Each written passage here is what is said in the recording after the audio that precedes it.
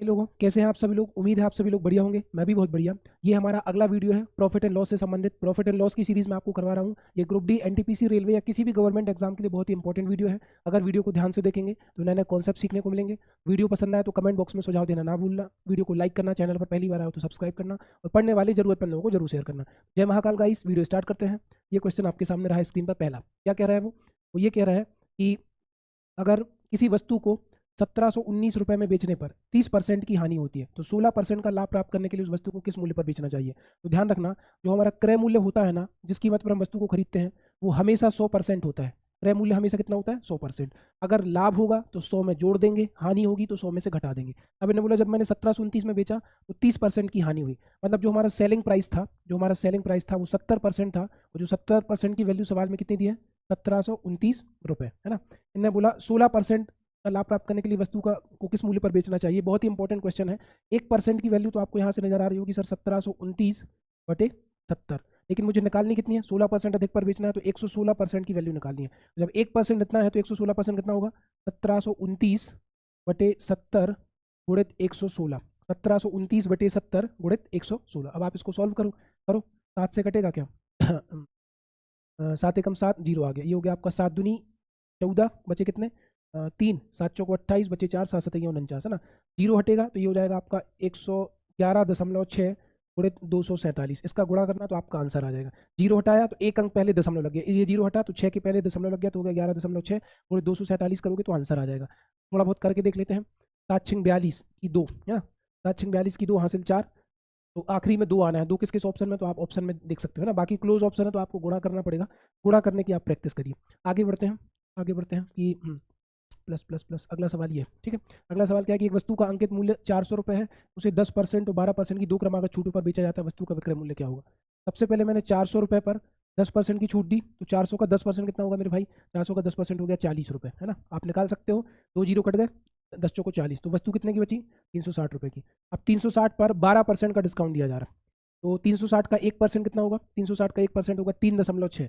3.6 में आप 12 का गुणा करो, 12 छिंग 72 की 2 हासिल 7, 12 तिया 36 और 7 43, 43.2 माइनस करेंगे तो आपका आंसर आएगा। 360 में से 43 गया, कितना बचा? 317। 17 और 20 पैसे हो तो 316.80 आपका आंसर आएगा। 360 में से ये घटाना 43.2 तो आपका आंसर आ जाएगा। अगले सवाल की तरफ चलते हैं। अगला सवाल ये रहा कि किसी वस्तु की बिक्री के दौरान 12.5% लाभ और 10.5% हानि के बीच का अंतर 161 रुपये है। यदि अपेक्षित लाभ 119 है तो वस्तु का विक्रय मूल्य कितना होना चाहिए, है ना। तो 12.5 और 10.5 को जोड़ो, 12 और 10 22 और 1 23, 12 10। आप कहोगे सर 23% की जो वैल्यू है या 23 भाग की जो वैल्यू है वो कितने के बराबर है? 161 रुपये की। कैसे जोड़ा मैंने? 12.5 और 10.5 जुड़ जाएंगे तो 23 हो गया। एक भाग की वैल्यू मैं निकालूं तो एक भाग की वैल्यू कितनी आ जाएगी? 161/23, है ना। 23 से कम 23, 23 सत्ते 161, एक भाग आ गया 7 रुपये के बराबर, ठीक है। क्रय मूल्य को हम मान लेते हैं, माना कि जो हमारा क्रय मूल्य है वो कितने रुपए है? 100 रुपये।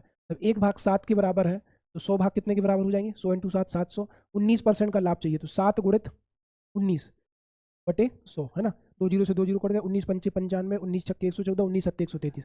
133 रुपये का लाभ होगा। 133 रुपये का जो लाभ होगा 700 रुपये में जोड़ दो। क्रय मूल्य हमारा कितना बना था? 700। 700 में 133 जोड़ो तो 700 में 133 जोड़ोगे कितना आ जाएगा? 833 इस क्वेश्चन का आंसर है। अगले सवाल की तरफ चलते हैं। एक दुकानदार ने निर्माता से 37,500 में 25 कुर्सियां खरीदी और उन्हें 5 कुर्सियों के विक्रय मूल्य के बराबर लाभ प्राप्त हुआ। जब भी लाभ होगा तो मैं आपको बता चुका हूं, विक्रय मूल्य बेची गई कीमत खरीदी गई कीमत से ज्यादा होगा, उस कंडीशन में प्रॉफिट होगा। और जब हानि होगी तो क्रय मूल्य ज्यादा होगा विक्रय मूल्य से, इस कंडीशन में क्या होगा? लॉस। जब भी लाभ होता है तो विक्रय मूल्य को आगे रखा जाएगा, है ना। इसको आप यूं भी कह सकते हो, selling price is greater then cost price बराबर प्रॉफिट। और वी कैन से, एक मिनट इसको हटा दो, तो अपन ये भी कह सकते हैं कि cost price is greater than selling price, we can say loss. तो प्रॉफिट होगा तो सेलिंग प्राइस को आगे रखेंगे। जब उसने 25 कुर्सियां खरीदी हैं तो 25 कुर्सियां बेची भी होंगी, तभी तो लाभ और हानि हुआ। तो आप कहोगे सर 25 चेयर का सेलिंग प्राइस माइनस 25 चेयर का कॉस्ट प्राइस बराबर 5 चेयर के सेलिंग प्राइस के बराबर है। लाभ तभी होता है, याद रखना, प्रॉफिट तभी होता है, लाभ तभी होता है जब विक्रय मूल्य बड़ा हो, किससे? क्रय मूल्य से। अब क्या होगा? 5 इस तरफ आएगा तो 25 में से 5 गया 20, तो आप कहोगे सर 20 चेयर का सेलिंग प्राइस बराबर 25 चेयर का कॉस्ट प्राइस। कहने का मतलब यहाँ पर क्या है? 25 कुर्सियाँ कितने में खरीदी? आपको पता है कि 25 कुर्सियों का जो कॉस्ट प्राइस है वो 37,500 है। इसकी जगह पर आप रख सकते हो। अब सवाल में क्या है कि जितने में 25 कुर्सियाँ खरीदी उतने में 20 कुर्सियाँ बेची। कितने का फायदा हुआ? 5 कुर्सियों का फायदा हुआ, आपको दिख रहा है। लेकिन वो कह रहा है कि एक कुर्सी का विक्रय मूल्य बताओ, तो कुर्सियाँ कितनी बेची? 20। 37,500 में 20 का भाग दो, 37,500/20, जीरो से जीरो कट गया, 2 से काटो, 2 एकम 2 बचा 1, 2 अट्ठे 16, 2 सत्ते 14, 2 पंजे 10, 1875, 1875 रुपये इस क्वेश्चन का आंसर होगा। अगले सवाल की तरफ चलते हैं कि पवन ने एक वस्तु 12.5% की हानि पर बेची, यदि उसने 56 रुपये अधिक में बेची होती तो उसे 22.5% का लाभ होता। 25% का लाभ प्राप्त करने के लिए उस वस्तु का विक्रय मूल्य कितना होना चाहिए? ध्यान देना, मैंने माना कि जो वस्तु का क्रय मूल्य है वो कितने रुपए है? 100 रुपये है ना। अब इसको 12.5% की हानि पर बेचा, तो 100 का जो 12.5% होगा वो 12.5 रुपये ही होगा। 100 में से 12 घटाए 88 और आधा और घटाए तो 87.5 रुपये। अब इन्होंने बोला कि उसे अगर उसने 56 रुपये अधिक में बेची होती तो 22.5 का लाभ प्राप्त होता। यहाँ पर लाभ निकाल लो, 22.5% का जो लाभ होगा वो होगा 22.5। कितना हो गया? 100 में 22 जोड़े तो 122.5 रुपये। इसका अंतर आपको कितना दिख रहा है? 22 है ना, 22 और 12 34 और 1 35 है ना, 32 22 10 टोटल 35 का अंतर। हमारे हिसाब से 35 भाग का अंतर, इन दोनों का अंतर कितना है? 35 भाग। जबकि सवाल में कह रहा है कि जब 22.5% लाभ पर बेचेंगे तो 56 रुपये अधिक प्राप्त होंगे, तो 35 भाग बराबर कितना हो गया? 56 रुपये। एक भाग बराबर कितना आ गया? एक भाग बराबर आ गया आपका 56/35। 7 पना 35, 7 8 56, एक भाग की वैल्यू हो गई 8/5। 8/5 निकालना क्या है मुझे? क्रय मूल्य। क्रय मूल्य को कितना माना था? 100। तो 100 गुणित 8/5, तो 100 5 एकम 5, 5 दूनी 10, 20 आ गया, 20 अट्ठे 160। 160 रुपये इसका क्या आ गया? क्रय मूल्य है ना। तो 25% का लाभ प्राप्त करने के लिए इस वस्तु का विक्रय मूल्य कितना होना चाहिए? भैया 25% होता है आपका 1/4। 25% को मैं क्या लिख सकता हूँ? 1/4। तो 4 चौको 16 है ना, 40 रुपये और बढ़ेंगे, 160 में 40 रुपये जोड़ेंगे तो वस्तु का विक्रय मूल्य कितना होना चाहिए? 200 रुपये है ना। आगे बढ़ते हैं, बढ़ते हैं।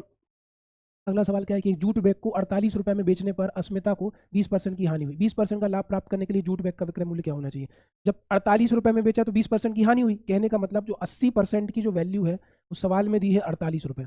अब निकालनी कितने की है? 20% का लाभ प्राप्त करने के लिए। तो आप कहोगे सर 120% की वैल्यू मुझे निकालनी है, 120 की कैसे निकलेगी?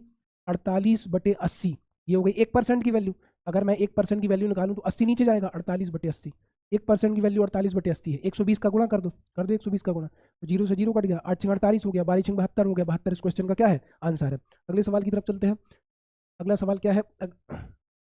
एक वस्तु को 4% तथा 10% के लाभ पर बेचने पर विक्रय मूल्य में 3 रुपये का अंतर है ना। विक्रय मूल्य में 3 रुपये, तो दोनों के विक्रय मूल्य का अनुपात बताओ। मैंने माना कि वस्तु का क्रय मूल्य कितना है? 100 रुपये। पहले वस्तु को कितने में बेचा? 4% के लाभ पर। 100 का 4% हो गया 4, मतलब विक्रय मूल्य 104 रुपये। और फिर एक कंडीशन है कि 10% के लाभ पर बेचा, तो 100 का 10% हो गया 10, यानी कि 110 रुपये। तो दोनों विक्रय मूल्य में आपको कितने का अंतर नजर आ रहा है? दोनों विक्रय मूल्य में आपको 6 भाग का अंतर नजर आ रहा है ना। जबकि सवाल में कितना है? 3 रुपये। एक भाग की वैल्यू कितनी होगी? एक भाग की वैल्यू हो जाएगी आपकी 3/6, 3 एकम 3, 3 दूनी 6। जब एक भाग आधे के बराबर है तो क्रय मूल्य को कितना माना था? 100। क्रय मूल्य कितना हो जाएगा? 100 इंटू 1/2, 100 इंटू 1/2 मतलब 50 रुपये। क्रय मूल्य कितना हो गया? 50 रुपये। तो दोनों के विक्रय मूल्य का अनुपात बताओ। तो 50 का 4% कितना होगा? 2। 50 का 4% 2 होगा, तो विक्रय मूल्य हो गया 52।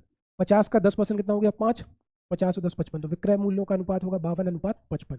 मैंने 50 रुपये का 4% निकाला तो 2 आया, तो 50 और 2 52। 50 का 10% निकाला तो 5 आया, 50 और 5 55। तो ये दोनों विक्रय मूल्य का अनुपात है, सेलिंग प्राइस 1 और सेलिंग प्राइस 2, जो कि आपको किस ऑप्शन में नजर आ रहा है? ए ऑप्शन में। अगले सवाल की तरफ चलते हैं। 2 सवाल और बच रहे हैं हमारे। 2 वस्तुएं जिनमें प्रत्येक का क्रय मूल्य 25 रुपये है, उनमें से एक को 5% लाभ पर बेचा जाता है, कुल मिलाकर 20% का लाभ हुआ, तो दूसरी वस्तु की बिक्री पर हुआ लाभ प्रतिशत ज्ञात करो। बहुत दिमाग वाला क्वेश्चन है। पहली जो वस्तु है, पहली वस्तु को मैंने बेचा 5% लाभ पर, दूसरी वस्तु का आपको बताना है कि दूसरी वस्तु को कितने परसेंट के लाभ पर बेचा। कुल मिलाकर जो लाभ है, वो कितने परसेंट है मेरे भाई? 20%। अब आप ध्यान से देखना, इनने बोला 2 वस्तुएं जिनमें प्रत्येक का क्रय मूल्य 25 रुपये है, मतलब इनका जो रेशियो बनेगा वो 1:1 बनेगा। क्यों बनेगा? क्योंकि पहली वस्तु भी 2500 की है और दूसरी वस्तु भी 2500 की है, दोनों को काट दो तो 2500 कट के 1:1 हो जाएगा। और याद रखना, यहाँ पर जो भी संख्या आती है वो इन दोनों के बीच में आती है। 20% जो रहेगा ना वो दोनों के बीच में आएगी। तो मैंने 20 में से 5 घटाया तो इधर कितना आ गया? 15। अब मुझे इधर भी 15 लेना है, तो किस में से घटाऊं कि 15 हो जाए? तो आप कहोगे सर अगर मैं यहाँ पे 35% रख दूं तो 35 में से 20 गया तो कितना आ गया? 15। कितना आ गया? 15। तो 15% ये हो गया, 15% ये हो गया, रेशियो इनका 1:1 हो जाएगा। सवाल में था कि दोनों का क्रय मूल्य समान है। तो कहने का मतलब ये है कि दूसरी वस्तु को कितने परसेंट के लाभ पर बेचेंगे हम? 35। और सीधा दिख रहा है 35 और 5 40, 40 का आधा 20, ऐसे भी कर सकते थे। दोनों का लाभ डिस्ट्रीब्यूट हो गया। आज का लास्ट सवाल इस टॉपिक का जो है ये है ना। एक व्यापारी शर्ट को अंकित मूल्य से 6% कम मूल्य पर बेचता है। वह कमीज पर, ये तो लिखा हुआ है पहले से, तो मैं इरेज कर देता हूँ फिर समझाता हूँ आपको, है ना। ध्यान देना, क्या कह रहा है कि एक व्यापारी शर्ट को अंकित मूल्य से 6% कम मूल्य पर बेचता है और अंकित मूल्य लागत मूल्य से 15% ज़्यादा रखता है। यहाँ पर 3 चीज़ों की बात हो रही है: मार्क प्राइस, सेलिंग प्राइस और cost price. Mark price, selling price, cost price. अंकित मूल्य लागत मूल्य से 15% ज़्यादा है। अगर 100 रुपये इसका क्रय मूल्य है तो 15% ज़्यादा अंकित मूल्य है, तो 100 का 15%, 15 जुड़ गया, ये हो गया 115 रुपये।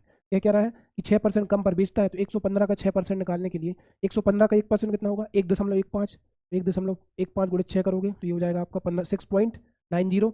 115 में से 6.9 घटाओगे तो आ जाएगा 108 रुपये 10 पैसे। तो 100 रुपये की चीज़ अगर 108 रुपये 10 में बेची तो 8 रुपये 10 पैसे का फायदा हुआ या 8 रुपये 1% का लाभ हुआ, बात एक ही है। तो कितना आंसर आ जाएगा इसका 8.1%।